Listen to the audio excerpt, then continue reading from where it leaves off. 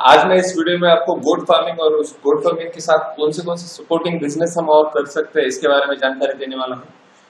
उससे पहले मैं आपको ये आप सब लोगों को एक बार बताना चाहता हूँ कि मैंने मेरा व्हाट्सएप नंबर आपके साथ शेयर किया हुआ है। आप उस व्हाट्सएप नंबर पे मैसेज कर सकते हैं ताकि आप मेरा व्हाट्सएप ग्रुप ज्वाइन कर सके, या इसी वीडियो के डिस्क्रिप्शन बॉक्स में मैंने मेरा व्हाट्सएप ग्रुप का लिंक भी शेयर किया हुआ है।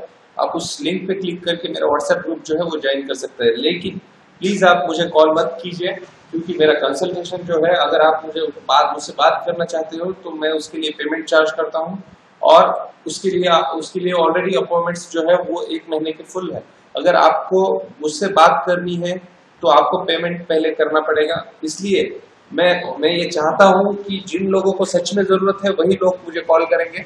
जिन लोगों को यानी जो सोच रहे हैं गोट फार्मिंग के बारे में, जो इन्फॉर्मेशन कलेक्ट करना चाहते हैं, वो मेरे सारे वीडियोस देख सकते हैं। मेरा जितना भी नॉलेज है अपने वीडियोस थ्रू आप लोगों तक पहुंचाने का बहुत ज्यादा से ज्यादा प्रयास कर रहा हूँ।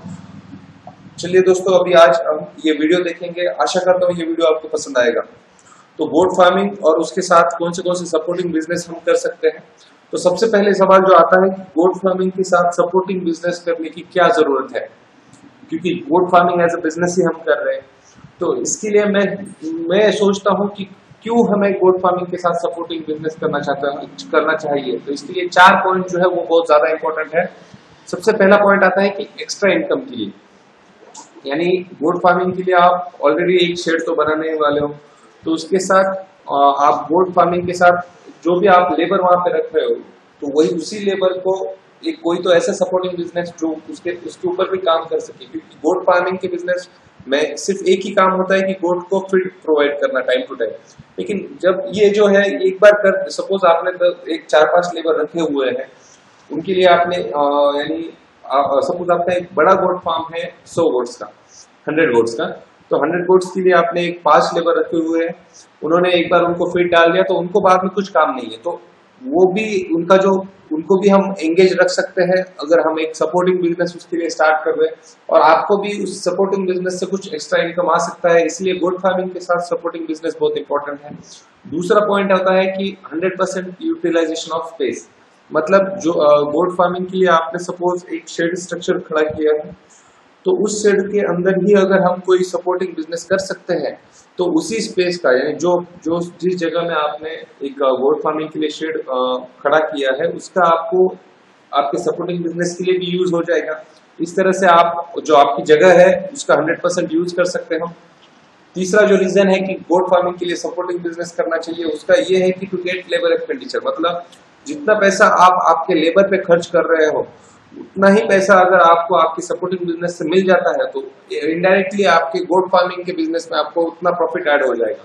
इसलिए जो सपोर्टिंग बिजनेस है गोट फार्मिंग का, वो बहुत ज्यादा इंपॉर्टेंट है। उसके बाद आता है to balance profit and loss. ये सबसे इंपॉर्टेंट पॉइंट है कि गोट फार्मिंग में सपोर्टिंग बिजनेस क्यों जरूरी है।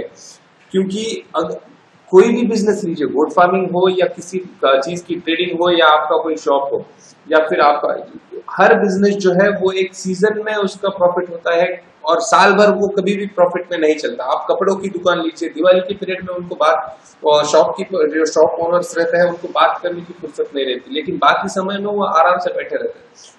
तो ये जो है, तो ये गोट फार्मिंग में भी है, उसका भी कुछ सीजन है। उस पीरियड में आपको बहुत ज्यादा काम करना पड़ता है गोट फार्मिंग के ऊपर, उसके सेल्स एंड परचेस के ऊपर। लेकिन साल भर तो गोट फार्मिंग में आपको प्रॉफिट मिलना पॉसिबल नहीं है। यानी प्रॉफिट जो है वो ईयरली कैलकुलेट होता है गोट फार्मिंग का, लेकिन आपको जो पेमेंट करना है आपके लेबर्स को मंथली करना है। तो उसके लिए कुछ ना कुछ सपोर्टिंग बिजनेस होना चाहिए, ताकि क्या हो कि इनकेस अगर आपको गोट फार्मिंग में लॉस होता है, तो जो सपोर्टिंग बिजनेस आपने किया हुआ है उसमें आप उस लॉस को बैलेंस कर सकते हैं। इसलिए जब भी आप गोट फार्मिंग के बारे में सोच रहे हो, तो उसके साथ एक सपोर्टिंग बिजनेस के बारे में भी सोचिए, ताकि आप जो है आपका गोट फार्मिंग का प्रॉफिट जो है इनडायरेक्टली बढ़ा सकते हो उसी जो सपोर्टिंग बिजनेस आप कर रहे हो उसका यूज करके। तो अभी कौन से सपोर्टिंग बिजनेस किए जा सकते हैं गोट फार्मिंग के साथ। अभी ये जो बिजनेस है, ये एक लिस्ट है जो गोट फार्मिंग के साथ ही हम कर सकते हैं। तो उसमें आते हैं dog breeding, poultry, fish culture, pigeons, rabbit farming and cat farming. अभी आप में से कुछ लोग सोचेंगे कि भाई dog breeding, poultry, fish culture तक ठीक है, पिजन, रैबिट, कैट का मतलब क्या होता है? तो ये जितने भी बिजनेस मैंने बताए हुए हैं आपको, ये सारे के सारे बिजनेस मैं खुद अपने गोट फार्म पे इम्प्लीमेंट किया है। मैंने खुद अपने गोट फार्म पे dog breeding as a supporting business में कर रहा हूँ, poultry as a supporting business में कर रहा हूँ, fish culture as a supporting business में कर रहा हूँ, pigeons as a supporting business में कर रहा हूँ, रैबिट फार्मिंग और कैट फार्मिंग भी मैं कर रहा हूँ। तो अभी हम एक एक बिजनेस के बारे में एक ब्रीफ इंट्रोडक्शन लेंगे और हर एक बिजनेस के बारे में, यानी जो भी ये सपोर्टिंग बिजनेस लिस्ट मैंने दी है, इसके बारे में सेपरेट वीडियोस भी अपलोड होने वाले हैं। आप वो वीडियोस भी देख लीजिए अगर आप सपोर्टिंग बिजनेस में इंटरेस्टेड हो तो। सबसे पहले आता है डॉग ब्रीडिंग। देखिए दोस्तों, डॉग ब्रीडिंग जो है, इसके लिए ये जो है एक गोट फार्मिंग के लिए बहुत ज्यादा इफेक्टिव सपोर्टिंग बिजनेस है, क्योंकि गोट फार्मिंग के लिए जब आप गोट फार्मिंग कर रहे हो तो उसके साथ अगर आपने 2-3 डॉग्स, अलग अलग ब्रीड के डॉग्स भी रख दिए तो उनसे भी आपको उनके पपीज सेल करके आपको एक अच्छा खासा पैसा आपको उसमें से एक इनकम सोर्स आपको उसमें से क्रिएट हो रहा है, जिसकी वजह से आपका जो लेबर पेमेंट है वो जो है वो इनमें से ही आपका नील हो जाएगा। डॉग ब्रीडिंग एक अच्छा बिजनेस है, लेकिन इसको एक ही चीज है कि आपको इसकी मार्केटिंग करनी पड़ती है, और ये जो मार्केटिंग की चीज है वो सिर्फ आपको 1-2 बार करनी पड़ेगी। उसके बाद एक बार लोगों को मालूम हो गया तो वो खुद आके आपसे जो है आपके डॉग्स के जितने भी पपीज हैं वो लेके जाएंगे। अदरवाइज हमने एक और ऑप्शन शुरू किया है कि हम अपने जो डॉग्स है वो लीज बेसिस पे देते हैं। उसके अंदर क्या होता है कि उसको जितने भी पपीज होंगे वो सारे के सारे पपीज हम खुद परचेस कर लेंगे। जो लोग इसमें इंटरेस्टेड है वो मुझे व्हाट्सएप पे मैसेज कर सकते हैं, लेकिन इसमें जो है वो प्रॉफिट ज्यादा तभी रहेगा अगर आप खुद इसकी मार्केटिंग करोगे तो। मैं खुद, और ये डॉग ब्रीडिंग जो है वो बहुत ज्यादा इफेक्टिव है गोट फार्मिंग के साथ, क्योंकि आपकी गोट फार्मिंग के लिए जो आपने शेड खरीदा किया है उसके लिए एक सिक्योरिटी भी हो जाती है और एडिशनल इनकम भी ऐड हो जाता है।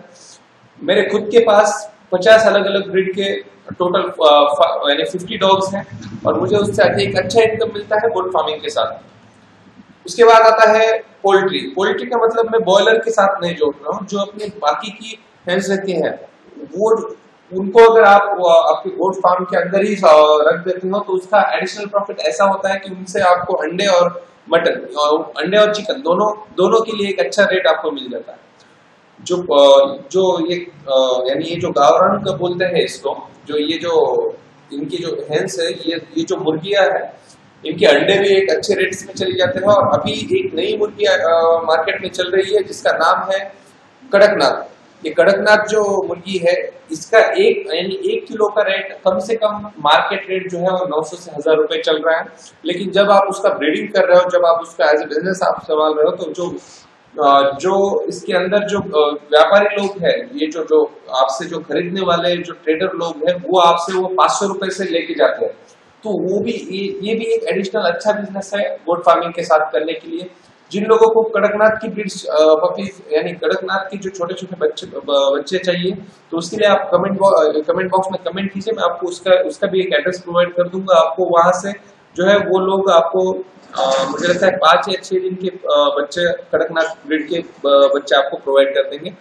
गोट फार्मिंग के साथ अगर आप ये एज एडिशनल बिजनेस करोगे तो उससे 2 फायदे होंगे। एक तो आपकी गोट जो है उसको स्किन इन्फेक्शन जो है वो 70% तक कम हो जाएगा, क्योंकि जो उसके शरीर पे जितने भी कीड़े रहते हैं वो ये मुर्गियां सारी की सारी खा लेती है।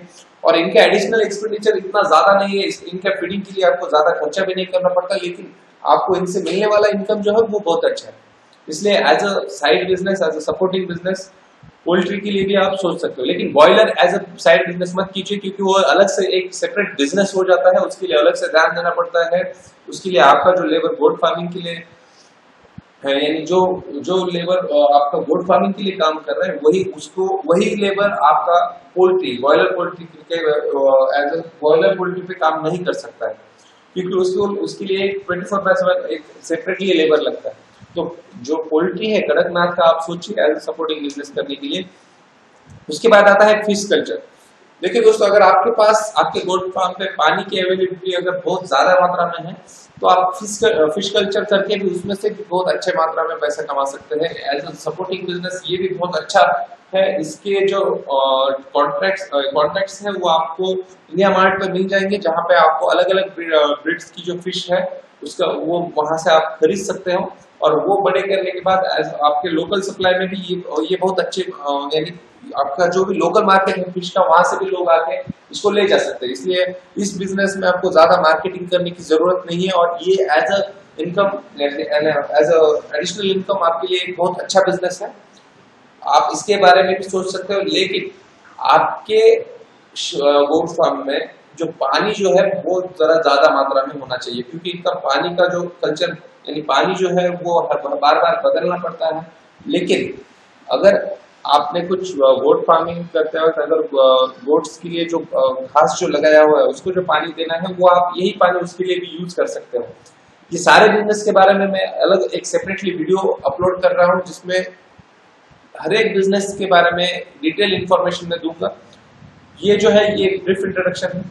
उसके बाद आता है पिजन्स। आप जिन लोगों को पिजन्स के बारे में मालूम है उनके लिए ठीक है, लेकिन जो लोग सोच रहे कि पिजन से क्या पैसा हो सकता है, तो मैं आपको बताना चाहता हूँ कि इसका एक पेयर जो है वो 25,000 तक का है। इसमें इतनी वैरायटीज है पिजन्स में, जो इसमें 25,000 तक एक एक ब्रीड जो एक पेयर जो है पिजन्स का सेल आउट हो रहा है। और इनके लिए ज्यादा केयर करने की जरूरत नहीं है, इनका फीडिंग एक्सपेंडिचर भी कुछ ज्यादा नहीं है, लेकिन आपको एडिशनल इनकम सोर्स के लिए आप इसको भी सोच सकते हैं कि आप पिजन का भी फार्मिंग कर सकते हो। उसके बाद आता है रैबिट फार्मिंग। ये भी एक बहुत अच्छा सोर्स है, भले ही बहुत कम यानी इसकी वैल्यू अगर मार्केट में भले ही आप बहुत कम में बेचे, लेकिन इसका जो प्रोडक्शन रेट है वो बहुत ज्यादा होता है। इसलिए आपको इससे भी रैबिट फार्मिंग से भी एक अच्छा इनकम मिल सकता है, अगर आप इसको एक सपोर्टिंग बिजनेस के रूप में अगर आप करना चाहो तो। और इनके लिए भी फीडिंग का जो है वो ज्यादा टेंशन लेने की जरूरत नहीं है। जो फीड आप आपके बकरियों को डाल रहे हो, ग्रीन फॉडर में जो भी फीड आप आपकी बकरियों को दे रहे हो, वही फीड पे ये रैबिट्स भी रह सकते हैं। उसके बाद आता है कैट फार्म।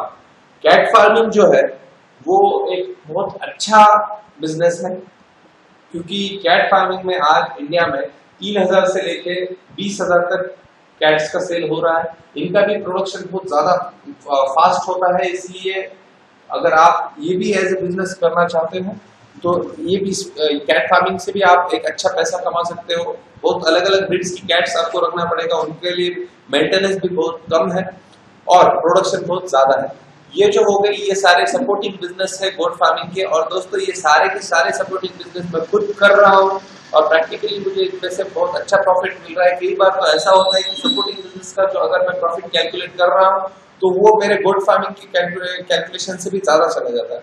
इसलिए आप सारे बिजनेस करना आपको अगर पॉसिबल नहीं है तो इसमें से कोई भी एक बिजनेस चूज कीजिए और एज ए सपोर्टिंग बिजनेस कीजिए, ताकि आपको गोट फार्मिंग का जो है प्रॉफिट है वो ज्यादा से ज्यादा बढ़ सके। अगर आपको वीडियो पसंद आया हो तो लाइक कीजिए, नहीं आया हो तो डिसलाइक कीजिए। आपके जो भी ओपिनियंस है वो कमेंट बॉक्स में मेरे साथ शेयर कीजिए, ताकि मैं अगली बार और अच्छा वीडियो बना सकूं। और अगर आपने मेरे YouTube चैनल को सब्सक्राइब नहीं किया है तो YouTube चैनल को सब्सक्राइब कीजिए और सब्सक्राइब बटन के साइड में एक बेल का आइकॉन है, उस पर क्लिक कीजिए ताकि मेरे आने वाले वीडियोस का नोटिफिकेशन आपको मिलता रहे और मैं इसी तरह आपको ज्यादा से ज्यादा इन्फॉर्मेशन प्रोवाइड करता रहूं। Thank you.